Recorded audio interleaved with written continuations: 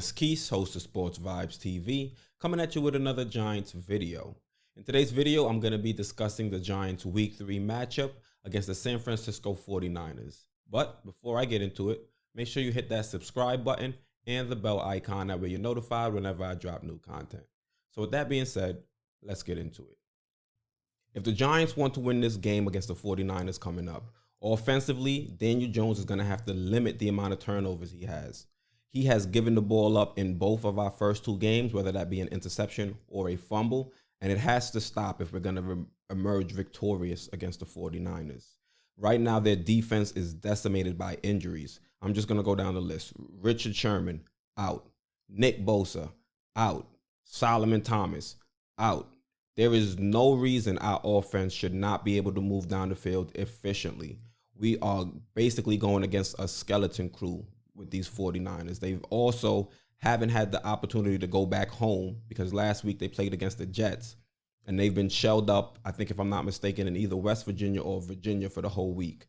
So I don't think Daniel Jones should have as big of an issue with this team as I initially projected at the beginning of the season. I made my own, little 2020 season prediction. I'll link that up above. And our offensive line should get a little bit of a relief because we're not necessarily facing these pass rushers that we had expected. And yes, I know we're going to be missing, Sterling Shepard and Saquon Barkley.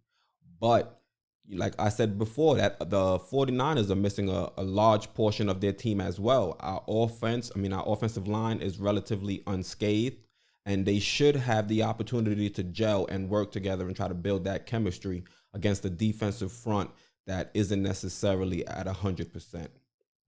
And I think this should be a key game for us because our offense has looked good in spurts, but against a team that's decimated by injury, I'm expecting us to put a full game together and actually emerge victorious. And Devontae Freeman's availability is still up in the air. Defensively, the Giants are going to be going up against Nick Mullins.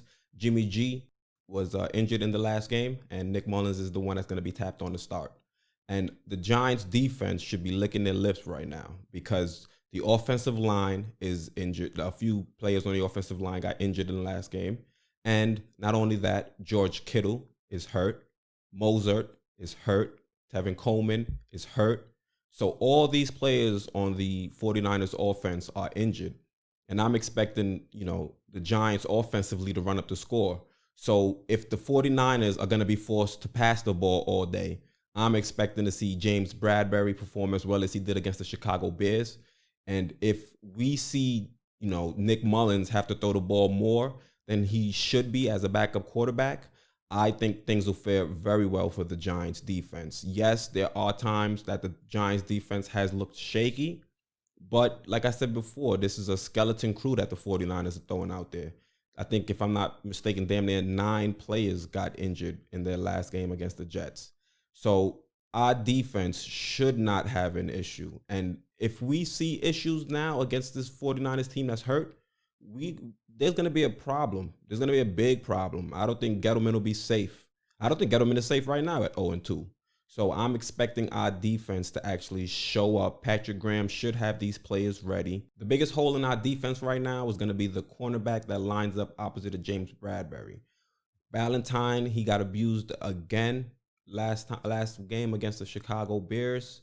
And Yarom, I'm not sure how to pronounce his name, the guy that we got from Denver, he hasn't looked great as well. So if defensively or schematically Patrick Graham can give those guys some help, whether it be Julian Love, who actually got an interception last game, shade some of the safety help over to Valentine, because it looks like Bradbury can hold his own. He was a major key in 2 interceptions that was caused by the defense last week.